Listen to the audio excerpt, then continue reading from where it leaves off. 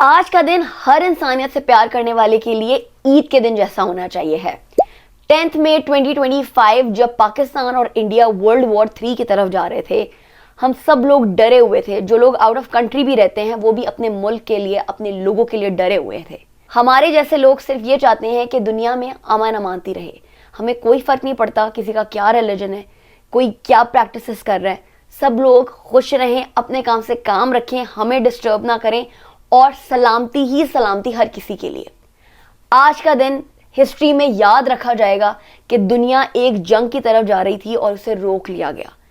پیس جیت گیا اور بیٹل ہار گئی۔ ہر اس انسان کو جو انسانیت سے پیار کرتا ہے، انسانوں سے پیار کرتا ہے، اس کے لیے یہ آج بیسٹ ڈے ہے۔ اینڈ ٹرسٹ می، میری زندگی کے بیسٹ دنوں میں سے آج کا دن ہے، ہمیشہ یاد رکھوں گی۔ آپ سب بھی سیف رہیں جہاں پہ بھی ہیں، ہمیشہ لوگوں کی سیفٹی کے لیے دعا کریں، اپنی سیفٹی کے لیے دعا کریں، لوگوں کی سیفٹی کے لیے کام کریں۔